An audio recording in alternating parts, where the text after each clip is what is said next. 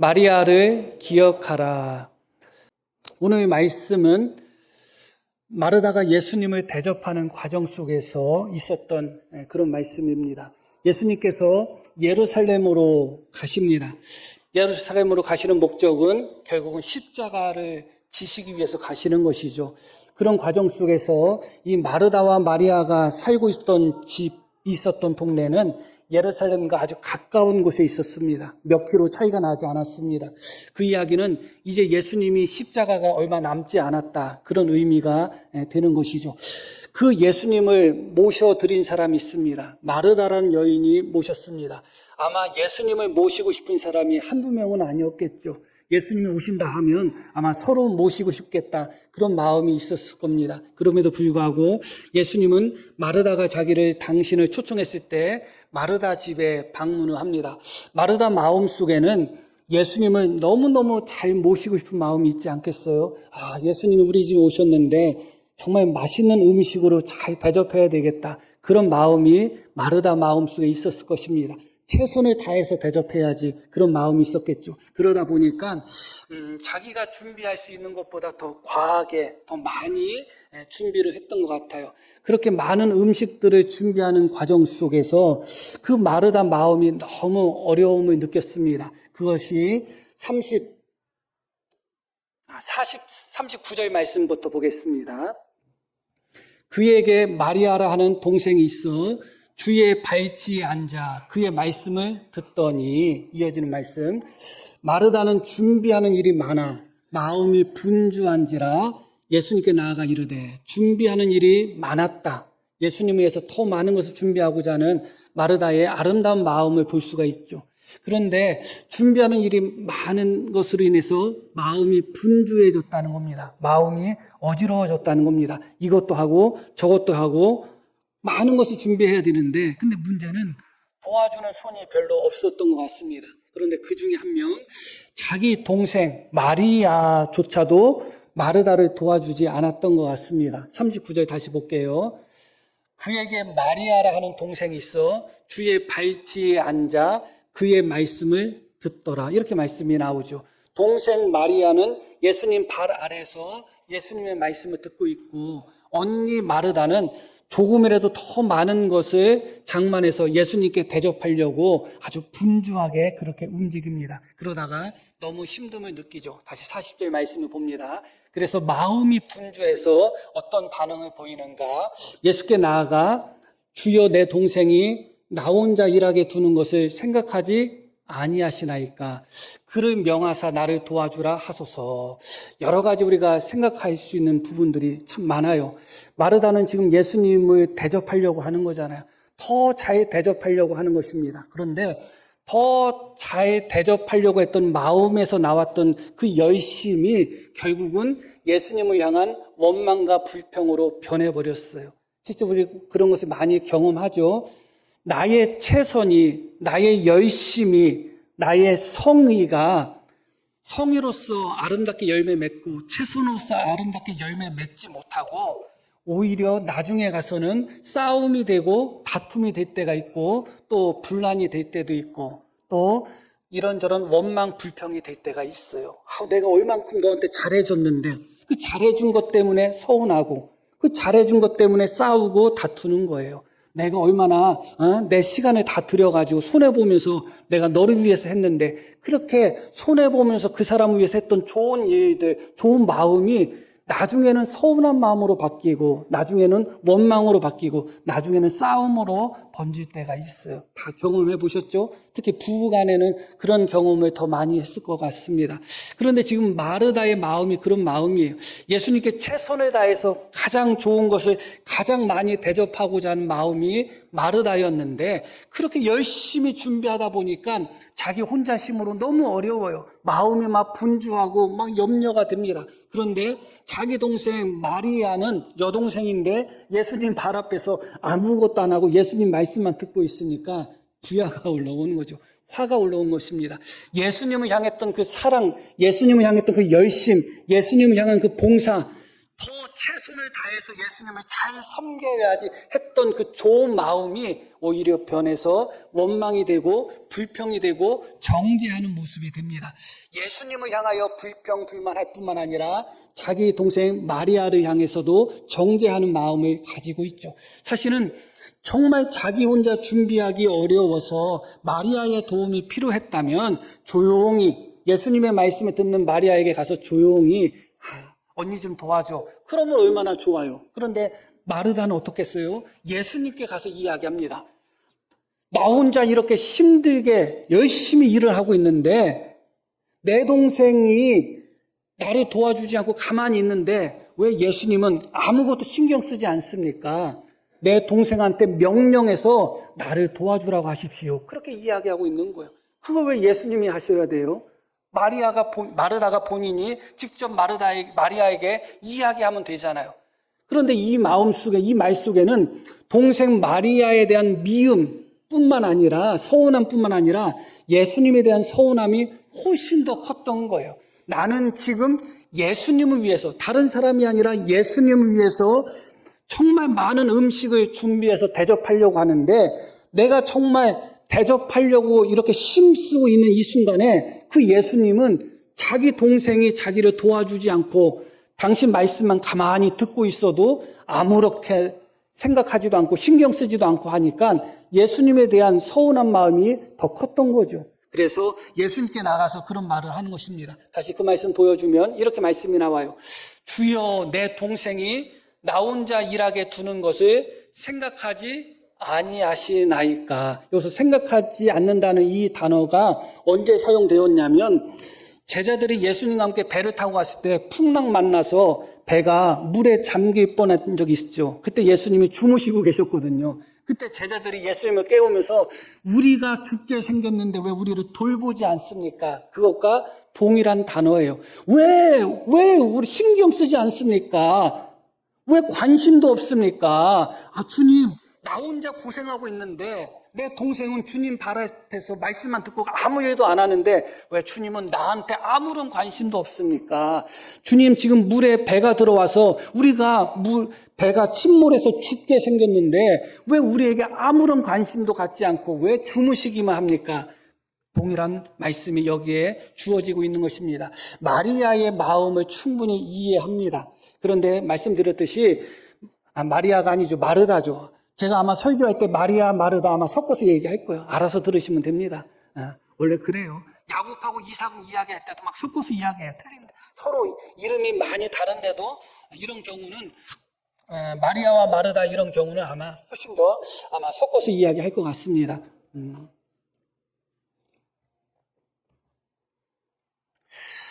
마르다는 정말 예수님을 사랑하는 마음으로 예수님께 더 많은 것을 대접하고자 하는 진실된 열심을 냈는데 결국은 그 열심이 마르다에게도 유익이 안 됐고 본인에게도 유익이 안 됐잖아요. 예수님도 그날 식사하실 때 설사 안 하셨는지 모르겠어. 예수님도 마음 편하게 드셨겠어요. 그러고 자기 동생이나 그 주변에 있는 사람들에게도 유익이 됐겠어요.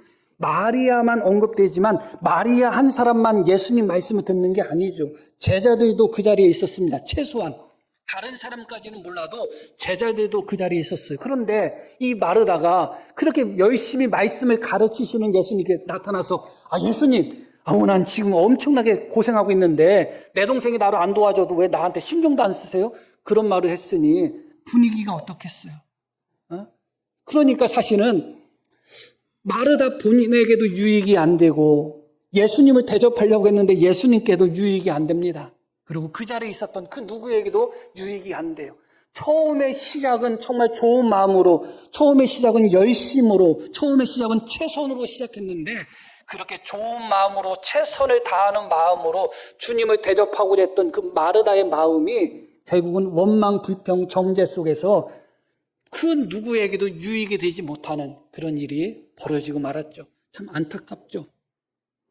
그런데 그런 마르다를 향해서 예수님이 41절에 이렇게 말씀하십니다. 주께서 대답하여 이르시되 마르다야 마르다야. 예수님이 2번 이름을 부르셨어요. 내가 많은 일로 염려하고 근심하고 있다. 이 근심한다는 것은 마음이 지금 너무 분주하다, 들떠있다는 거예요. 계속 몇 가지만 하든지 혹은 한 가지만이라도 족하니라. 그 다음에 뭐라고 주님이 말씀하셨는가? 마리아는 이 좋은 편을 택하였다. 마리아가 선택한 것이 더 좋은 것을 선택했다는 거예요. 더 선한 것을 선택했다는 거예요. 마리아가 선택한 것보다 지금 마르다가 정죄하고 있는, 아무것도 하고 있지 않고 나를 도와주지 않는다고 이렇게 정죄했던 마리아가 훨씬 더 좋은 것을 선택했다는 것입니다. 1차적으로는 마리아 본인 자신에게 좋은 것을 선택했다는 의미겠죠. 그러나 그것뿐만 아닙니다. 오히려 마리아가 마르다보다 더 예수님을 잘 대접하고 있다는 것을 말씀하고 있는 것입니다. 대접이라는 것은 대접하는 사람의 중심이 되어서는 안 돼요. 대접받는 사람의 중심이 돼야 되는 것이죠. 저는 지금은 고기를 잘 먹지만 예전에는 고기를 잘 안 먹었어요. 그런데 만약에 제가 고기를 안 먹는다고 생각해 보셔요. 고기 안 먹는 저한테 소고기 사준다고 하면 잘 대접하시는 건가요? 지금은 잘 대접하는 거예요. 지금 잘 먹으니까. 그런데 제가 고기를 안 먹는다고 치면 나는 정말 최고 비싼 소고기를 대접했다 할지라도 잘 대접한 게 아니에요. 대접이라는 것은 내 중심이 아니라 그 사람의 중심이 돼야 되는 것이죠. 그런 의미에서 예수님이 무엇을 원하시는가가 중요한 거예요. 정말 예수님이 그날 한번 마르다한테 실컷 배 터지게 한번 대접받아야지, 그 마음이 예수님께 컸을까요? 지금 십자가를 앞두고 예루살렘으로 가시고 계시는 예수님입니다. 예수님께서 처음에 사역하실 때 40일 금식을 하셨죠. 40일 금식을 하신 후에 예수님은 줄이셨습니다. 줄이셨을 때 사탄이 예수님을 시험할 때 어떻게 시험해요? 돌을 가지고 떡을 만들라고 하죠. 예수님은 40일을 금식하고 줄이신 상태에서도 돌을 가지고 떡을 만들라는 사탄의 시험에 넘어가지 않으셨어요.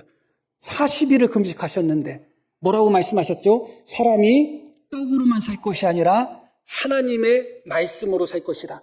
사람에게 있어서 양식은 육신의 양식, 떡도 양식이지만 더 중요한 양식은 생명의 양식인 하나님의 말씀이 더 중요하다고 말씀을 하신 겁니다. 주님에게 있어서 가치는 생명의 양식인 말씀이 더 가치가 있는 것이지, 반찬 하나 더 있고 없고 갈비 하나 더 있고 없고 잡채하고 안 하고 거기에 달려있지 않았습니다. 주님이 정말 원하셨던 것은 육신의 양식으로 배부름을 얻는 것을 원하지 않으셨어요. 그럴 것 같으면 40일 금식도 하시지 않았을 테고 40일 금식한 후에 돌을 가지고 떡으로 만들라는 사탄의 시험에 예수님은 당장 넘어가셨을 것입니다. 그러나 40일을 금식한 상태에서도 예수님이 선택한 것은 떡이 아니라 하나님의 말씀이었다. 그걸 기억할 필요가 있어요. 40일을 금식하고 줄이신 상태에서도 떡을 선택하기보다도 말씀을 선택하셨단 말이죠. 하루는 예수님이 제자들과 함께 여행을 하시는데 사마리아 한 지역을 통과하십니다. 수가성이라는 곳을 통과하시는데 행로에 고나셨다, 그렇게 말씀이 나와요. 그래서 수가성에 있는 한 우물에 앉아서 주님은 쉬고 계시고, 그렇게 주님이 쉬실 때 나머지 제자들은 양식을 구하러 갔습니다. 그것이 점심인지 저녁인지는 알 수는 없겠지만 여하튼 먹을 것을 구하러 갔죠. 그때 예수님은 그 우물가에 혼자 있었는데 그때 우물가에 물을 기르러 온 여인이 있었잖아요.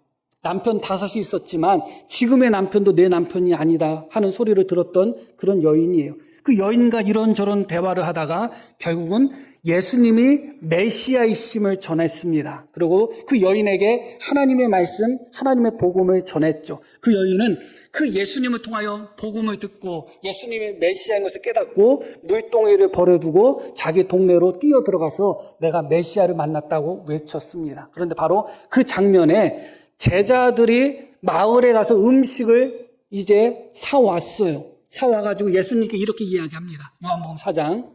그 사이에 제자들이 청하여 이르되 라삐어 잡수소서. 어떤 상태인가?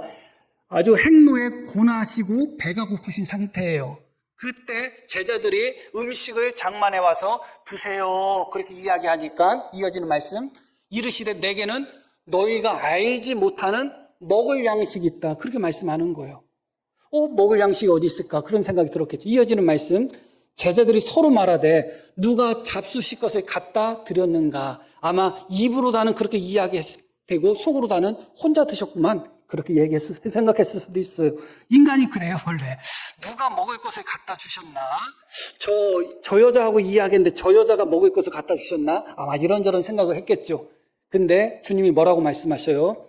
예수께서 이르시되 나의 양식은 나를 보내신 이의 뜻을 행하며 그의 일을 온전히 이루는 것이라. 주님이 더 맛있게 드실 수 있는 양식은 무엇이냐? 육신의 양식이 아니라 하나님의 일을 하는 것이 나한테는 진짜 양식이 된다. 이 장면에서는 어떻게 되는 거예요? 그 여인에게 하나님의 말씀, 복음을 전한 것.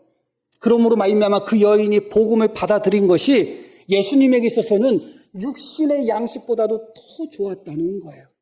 만약에 목사에게 주일 오전 예배 끝나고 점심을 먹잖아요. 만약에 교인이 제가 주일 오전 예배를 끝나고 한 끼 굶으면 성도들이 한 명씩 등록한다. 그럼 저 매주마다 굶을 수 있어요. 주님이 정말 원하신 것이 무엇인가를 생각해 볼 필요가 있어요. 주님을 정말 잘 대접한 사람이 누군가를 생각해 볼 필요가 있어요. 주님은 그 순간에 하나님의 말씀을 전할 때 예수님이 가르치시고 선생으로서 가르치실 때 그때 당시에는 랍비 선생들이 가르칠 때 남자들이 배우지 여자들이 배우지 않습니다. 그런데 이 마리아라는 여인은 다른 남자들 틈에서 예수님의 말씀을 아주 듣고 있는 거예요. 아주 집중해서 듣고 있는 거예요. 얼마나 예수님이 배부르셨을까? 하나님의 말씀을 듣고 있는 마리아를 보면서 얼마나 예수님이 만족하셨을까? 지금 바깥에서 음식을 준비하는 마르다도 잘하고 있긴 잘하고 있는 것이지만 정말 예수님이 원하시는 것을 대접한 사람은 마르다가 아니라 마리아였던 거죠. 정말 주님이 그 자리에서 내가 한 끼라도 더 잘 먹어야지 하는 마음이 있었겠어요? 아니면 내가 십자가를 지고 내가 죽기 전에 조금이라도 더 하나님의 말씀을 가르쳐야 되겠다 하는 마음이 더 있었겠어요? 당연히 하나님의 말씀을 조금이라도 더 전하고자 하는 마음이 있으셨겠죠. 그런데 그렇게 하나님의 말씀을 전하는 주님의 일을 하고 있는 그 순간에 마리아는 그 주님의 말씀을 다 듣고 있는 거예요. 그 순간에 예수님은 영적인 양식, 하나님의 일을 함으로 말미암아 채워지는 양식으로 배부름을 얻는 것이죠. 행로에 고나셨고 배가 고프셨지만 수가성에 있는 한 여인을 전도하고 그 여인에게 복음을 전함으로 말미암아 예수님은 제자들이 가져다주는 도시락, 그 양식을 먹지 않아도 배가 부를 정도로 나는 너희가 알지 못하는 양식이 있어. 그렇게 말씀하실 정도로 예수님은 만족하셨단 말이죠. 바로 그 일을 마리아가 했습니다. 하나님의 말씀이 양식이라고 할 때는 세상 양식과 구분되는 부분이 있어요. 어떤 부분이 구분이 되는가? 많이 구분이 되죠. 그러나 그 중에 하나는 무엇이냐면 세상 양식은 준비한다고 해서 배불러지지 않아요. 대접한다고 해서 배불러지지 않아요. 내가 만들었어도 내가 안 먹으면 배가 안 불러져요. 그러나 생명의 양식, 하나님의 말씀은 달라요. 우리가 하나님의 말씀이 생명의 양식이라고 하면서 언제나 하나님의 말씀을 읽고 하나님의 말씀을 듣는 것에만 초점을 맞춰요. 그런데 하나님의 말씀이 우리에게 양식이 될 때는 내가 읽을 때도 양식이 되고 내가 들을 때도 양식이 되지만 내가 하나님의 말씀을 다른 사람에게 전할 때도 우리에게 양식이 돼요. 경험해 보셨죠? 경험해 보셨을 것입니다. 그때 더 배부름을 얻어요. 솔직히 말해서 목사이기 때문에 그런 것을 더 많이 경험할 수 있겠지만 내가 하나님의 말씀을 읽을 때보다 내가 하나님의 말씀을 들을 때보다 하나님의 말씀을 전할 때 하나님의 말씀으로 말미암은 배부름을 더 많이 느끼게 되어 있어요. 예수님이 40일을 금식하신 후에도 떡을 선택하지 않고 하나님의 말씀을 선택하셨던 예수님이에요. 그리고 하나님의 말씀인 양식은 읽을 때뿐만 아니라 들을 때뿐만 아니라 전할 때도 전하는 자에게 양식이 돼요. 지금 주님은 그렇게 생명의 양식인 마리아뿐만 아니라 듣는 마리아뿐만 아니라 전하시는 예수님에게도 생명의 양식인 하나님의 말씀을 전하고 충만함을 경험하고 계십니다. 그리고 그것이 하나님의 일이기 때문에 예수님에게 있어서는 하나님의 일을 온전히 하는 것이 생명의 양식이라고 말씀하셨기 때문에 그 어떤 것으로 대접받은 것보다도 예수님은 만족하고 계신단 말이죠. 그런 의미에서 정말 예수님을 잘 대접한 사람은 누구인가? 마르다가 아니라 마리아예요. 여기서 우리가 기억할 것은 무엇이냐면 내 기준으로, 내 생각으로 주님을 섬겨서는 안 된다는 거예요.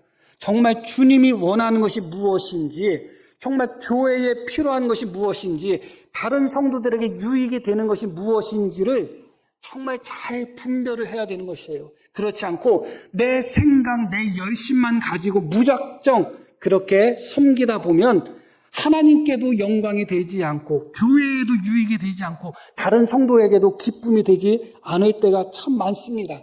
마치 마르다의 열심과 같은 것이었죠. 마르다가 정말 예수님이 무엇을 원하시는지를 알았다면, 예수님을 어떻게 대접하는 것이 잘 대접하는 것인지를 알았다면 아마 그렇게 어리석은 행동을 하지 않았을 겁니다. 예수님은 분명히 말씀하시죠. 마리아가 더 좋은 편을 택했다. 마리아가 더 좋은 것을 선택했다. 마리아가 마르다 너보다도 나에게 더 좋은 일을 했다. 주님은 그렇게 말씀하고 계십니다. 그렇게 예수님 발 밑에서 예수님의 말씀을 들었던 마리아가 얼마가 되지 않아서 예수님께 향유를 붓는 마리아가 됩니다. 그것이 요한복음 12장에 나옵니다. 거기서 예수를 위하여 잔치할 때 마르다는 일을 하고, 여기서도 또 일을 해요. 나사로는 예수와 함께 앉은 자 중에 있더라.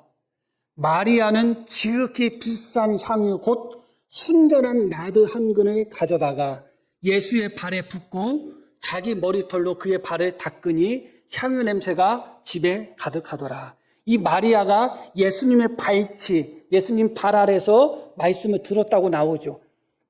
그런데 그 예수님 발 아래에서 말씀을 들었던 마리아가 얼마 안 돼서 300데나리온이라면 1년치 품삯이에요. 1년 동안 먹지도 않고 쓰지도 않고 다 모아야지 살 수 있을 정도로 큰 돈이거든요. 이 향유의 가치가 그렇습니다. 그것을 단번에 깨트려서 예수님 발에 부었다는 겁니다. 어떤 이들은 마리아는 정적인 신앙을 가졌고 마르다는 동적인 신앙을 가졌다고 해요. 그렇지 않습니다.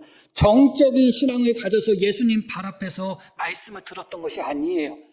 마리아는 예수님이 원하시는 것이 무엇인지, 그리고 그 상황에서 내가 해야 되는 것이 무엇인지, 가장 합당한 것이 무엇인지를 잘 분별했던 여인이에요. 그래서 예수님 앞에서 말씀을 들어야 되는 때에는 말씀을 들었습니다. 그러고 일어나서 300데나론 이상 되는 가치가 있는 향유라 할지라도 그 향유를 깨트려야 되는 순간에는 조금도 망설이지 않고 깨트렸어요. 이 여인은 어찌 정적인 여인이라고 할 수가 있겠어요? 정적이고 동적인 차원이 아니에요. 내가 어떤 때에 무엇을 해야 되는지를 가장 잘 알고 있었던 여인이었다. 주님이 가장 필요한 것이 무엇인지를 잘 아는 여인이었다. 주님이 말씀을 전하는 그 순간에는 주님이 하나님의 말씀을 전하는 이 순간에는 주님의 말씀을 잘 듣는 것이 주님이 원하시는 거구나. 그 순간에는 주님의 말씀을 잘 들은 겁니다. 그러고 주님이 이제 얼마 안 있으면 죽을 것을 알았기 때문에 내가 주님의 돌아가심을, 장례를 대비해서 나의 향유를 부어야지 하고서 예수님께 부어드린 것이죠. 제자들조차도 예수님의 죽음을 제대로 받아들이지 않았습니다. 그래서 그 누구도 예수님의 죽음을 준비한 사람들은 하나도 없어요. 12명의 제자들조차도 예수님의 죽음을 대비하지 않았어요. 그렇게 주님이 말씀하셨는데, 그런데 어떻게 이 마리아는 예수님이 죽을 것을 어떻게 알고 예수님께 향유를 부었단 말이죠. 또한 예수님이 죽으신 후에 몇 명의 여인들이 향유를 준비해서 예수님께 부어드리려고 했는데 못 부어드렸죠. 왜냐하면 부활하셨기 때문에 그래요. 그래서 실제로 돌아가신 예수님께 향유를 부은 유일한 여인이 누구냐? 마리아였어요. 마리아가 유일하게 돌아가신 예수님께 향유를 부었고, 마리아만 유일하게 예수님이 돌아가실 것을, 예수님의 장례를 준비했던 여인이에요. 어떻게 가능할까? 예수님의 발치에서 예수님의 말씀을 그대로 들었기 때문에 그래요. 그것이 없었다면 예수님 발 아래에서 예수님의 말씀을 듣는 마리아가 없었다면 향유 옥합을 깨뜨려서 예수님 머리에, 예수님 발에 부은 마리아도 없어요. 300데나로 이상 되는 그 향유를 깨뜨려서 예수님께 부은 마리아는 어디서부터 시작이 되었는가? 예수님 발 아래에서 예수님의 말씀을 들은 그때 마리아로부터 시작이 된 것입니다. 그게 훨씬 더 귀한 거예요. 그런 마리아를 향해서 주님은 뭐라고 했냐? 내게 좋은 일을 했다. 그렇게 말씀합니다. 마가복음 14장 6절에 봅니다. 예수께서 이르시되 가만두라 너희가 어찌하여 그를 괴롭게 하느냐. 그가 뭐라고 말씀하셔요? 내게 좋은 일을 하였다. 그런데 문제는 그렇게 예수님을 위하여 좋은 일을 했던 마리아를 같이 있었던 제자들이 책망하고 정죄하고 괴롭혔다는 거예요. 주님은 선포하시죠. 그가 내게 좋은 일을 했다는 겁니다. 아무도 예수님의 장례를 준비하지 않았는데, 아무도 주님의 말씀을 제대로 듣거나 주님의 말씀을 순종하지 않았는데 이 마리아는 예수님께 너무너무 좋은 일을 했어요. 그런데 그렇게 예수님께 좋은 일을 한 마리아를 보고 너 왜 그렇게 낭비해? 너 왜 그렇게 허비해? 너 가난한 사람도 생각 안 해? 하면서 그 여인을 괴롭히고 정죄하고 있는 것이죠. 무엇과 같아요? 처음에 예수님의 말씀을 들었던 마리아의 모습과도 같아요.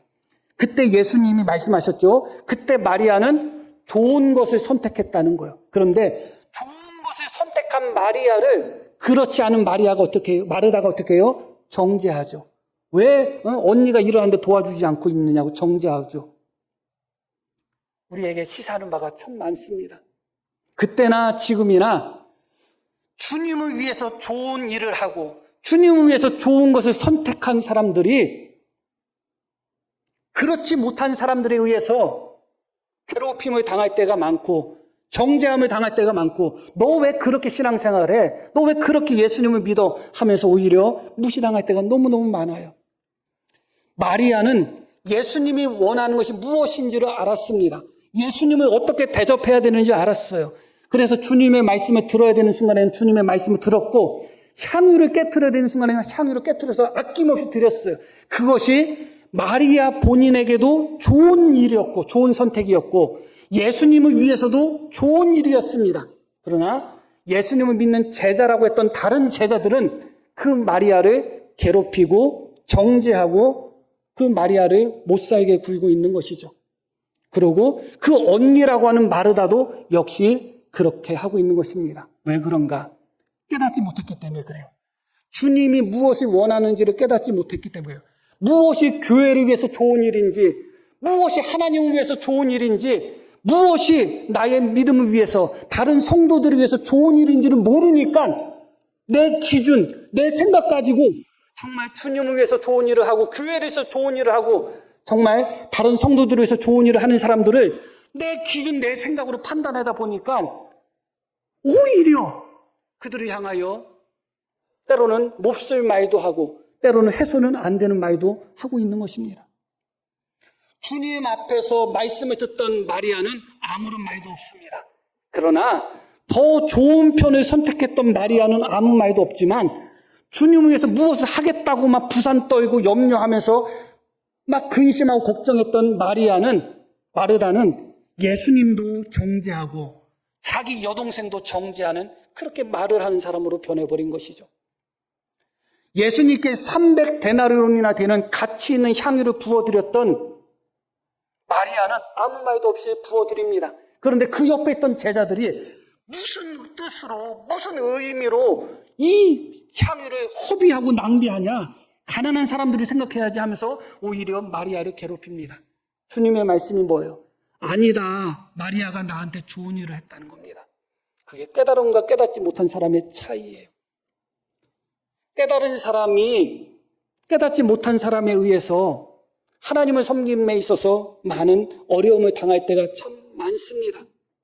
실제로 예나 지금이나 보면 절대적인 것은 아니지만 대체로 보면 하나님의 말씀을 정말 깊이 깨닫고 하나님이 무엇을 원하는지를 깊이 깨달은 사람들은 그렇게 말이 많지 않습니다. 실제로 그렇습니다. 오늘 새벽에 욥기의 말씀을 보아서도 우리는 충분히 이해하실 것입니다. 그런데 내가 깨닫지 못하니까 내가 정말 하나님을 위한 것이 무엇이고 교회를 위한 것이 무엇이고 성도를 위하고 나 자신을 위한 것이 무엇인지를 정말 주님 안에서 깨닫지를 못하니까 그냥 내 생각 가지고 그냥 내 판단 가지고 그냥 내 경험 가지고 다른 사람을 판단해버리고 다른 사람을 재단해버리는 것이죠. 그런 상태 속에서 예수님이 하신 말씀을 오늘 들으실 필요가 있습니다. 다시 마가복음 14장 6절 봅니다. 예수께서 이르시되 뭐라고 말씀하셔요? 가만두라. 너희가 어찌하여 그를 괴롭게 하느냐? 그가 내게 좋은 일을 하였다. 이 말씀을 기억하셔야 됩니다. 가만두어라. 그가 나를 위해서 좋은 일을 했다. 가만두어라. 그가 좋은 것을 선택했다. 그가 옳다는 겁니다. 내가 옳은 것이 아니라 그가 옳다는 것입니다. 표면적으로 보면 가난한 사람을 생각하는 제자들이 옳아 보이죠. 그래서 인간적으로 생각하면 제자들의 말이 맞아요. 그러나 주님의 십자가를 깨달은 관점에서 생각하면 마리아가 옳습니다. 조금 더 깨달으셔야 돼요. 조금 더 깨달으셔야 돼요. 정말. 말씀을 헛되이 듣지 마시고 조금 더 깨달으셔야 돼요. 그러면 가난한 사람을 위해서 이 향유를 팔아야지 그렇게 했던 마음이 마리아의 마음으로 바뀔 것입니다. 주님이 분명히 말씀하시죠. 가난한 자들은 항상 너희와 함께 있다. 너희가 가난한 사람 도와주려면 얼마든지 도와줄 수 있다. 그러나 나는 그렇지 않다. 주님께 향유를 부을 수 있는 기회는 한 번밖에 없었던 것입니다. 그를 가만히 두라. 그때나 지금이나 주님을 위해서 좋은 일을 하는 사람들, 교회를 위해서 좋은 일을 하고 또 자기 자신의 믿음을 위해서 선하고 좋은 것을 선택한 사람들을 그때나 지금이나 괴롭히는 사람들, 또 힘들게 하는 사람들이 참 많습니다. 가만두어라. 너희가 어찌 그를 괴롭게 하느냐. 그가 내게 좋은 일을 하였다. 우리가 누구를 향하여 무슨 말을 하거나 무슨 참견을 하거나 어떤 조언을 하거나 할 때 내 생각이 옳다고 느끼고 그것이 교회의 유익이라고 생각이 돼서 우리는 말을 하고 그런 행동들을 할 것입니다. 그러나 그러기 전에 이 말씀을 먼저 기억해 보셔야 돼요. 정말 주님을 위해서, 정말 교회를 위해서, 정말 성도를 위해서 좋은 것이 무엇인지를 생각해 보셔야 돼요. 결론적인 말씀을 드리겠습니다. 이 말씀과 함께 예수님이 이렇게 말씀을 주십니다. 14장 9절 내가 진실로 너에게 이르노니 온 천하에 어디서든지 복음이 전파되는 곳에는 이 여자가 행한 일도 말하여 그를 기억하리라. 너무 놀라운 말씀을 하셔요. 복음이 전파되는 곳마다 이 여자 마리아가 행한 일을 말하여 그를 기억하라. 무엇을 기억하라고 말씀하셔요? 마리아를 기억하라고 이야기합니다. 그것이 오늘 말씀의 핵심적인 말씀이에요. 복음이 전파되는 곳마다 마리아가 행한 일을 전파하고 말을 하고 그를 기억하라고 주님이 말씀하고 계십니다. 그런데 놀랍게도 누가복음에는 마리아가 예수님께 향유를 부은 사건이 기록되어 있지 않아요. 복음이 전파되는 곳마다 그녀가 행한 것을 전하고 마리아를 기억하라고 했는데 누가복음에는 마리아가 예수님께 향유 부은 기록이 없어요. 막달라 마리아로 추정되는 막달라 마리아가 아닐 가능성도 크고 한 여인이 예수님께 향유 부은 것은 있어도 마리아가 예수님께 향유 부은 기록은 누가복음에는 없어요. 그런데 왜 복음이 전파되는 곳마다 마리아가 행한 것을 같이 전파하고 그를 기억하라고 했는데 왜 없을까? 특별히 여기서 기억하라는 말씀이 예수님이 나를 기억하라고 말씀하셨고 당신 자신을 기억하라고 말씀하셨고 유일하게 기억하라고 말씀하셨던 말씀이 마리아를 기억하라는 말씀이거든요. 물론 롯의 아내를 기억하라고도 했지만 그것은 다른 의미이기 때문에 그것은 칠 필요가 없어요. 사람을 복음이 전파되는 곳마다 기억해야 되는 사람이 있어요. 누구냐? 예수님이라는 거예요. 그리고 또 한 사람은 마리아라는 거예요. 그런데 말씀드렸듯이 그 마리아가 예수님께 향유 부은 기록이 누가복음에는 안 나와요. 대신 무엇이 나오느냐? 누가복음에는 예수님 발에 향유 부은 마리아가 나오지 않고 예수님 발 앞에서 말씀을 들은 마리아만 나와요. 무엇을 의미할까요? 다시 그 말씀을 보여줘요. 무엇을 기억하라고 말씀하시죠, 주님은? 행한 일도 말하여 마리아를 기억하라는 거예요. 마리아라는 사람을 기억하라는 거예요. 그런 의미에서 누가복음에서는 마리아에 대해서 무엇을 기억했느냐? 그녀가 예수님 발에 향유를 부은 것을 기억하지 않고 예수님 발 앞에서 말씀을 들은 것을 기억하여 기록한 거예요. 그것은 그만큼 그것이 중요하다는 것을 이야기하는 것입니다. 마리아를 생각할 때 우리는 두 가지를 기억하셔야 돼요. 예수님은 분명히 마리아를 기억하라고 하셨고 그 마리아를 기억할 때 그 두 가지, 하나는 무엇이에요? 바로 오늘 읽으신 말씀이에요. 자기를 위해서 좋은 것을 선택한 여인이에요. 믿음을 위해서 좋은 것을 선택한 여인이에요. 또 하나 기억할 것은 무엇이에요? 주님을 위해서 좋은 일을 한 사람이에요. 그걸 기억하라는 거예요. 우리의 행동 하나하나, 우리의 말 하나하나, 우리의 선택 하나하나가 정말 나를 위해서, 하나님을 위해서, 교회를 위해서, 성도를 위해서 정말 좋은 선택인지, 올바른 선택인지, 하나님이 기뻐하시는 선택인지 말 한마디 할 때마다, 행동 하나 할 때마다 마리아를 기억하면서 마리아는 그 순간에 정말 주님을 위해서 가장 좋은 선택을 했지. 자기 자신의 믿음을 위해서도 가장 좋은 선택을 했지. 마리아는 그 순간에 하나님을 위하여 좋은 선택을 했지. 그것을 다시 한번 기억하며 우리의 선택이, 믿음의 선택이 정말 나에게도 덕이 되고 나에게도 정말 유익이 되고 다른 성도들에게도 유익이 되고 하나님의 교회에도 유익이 되며 하나님께 영광 돌릴 수 있는 우리 모두가 되기를 소망합니다. 자, 우리 들으신 말씀 기억하며 함께 기도하시겠습니다.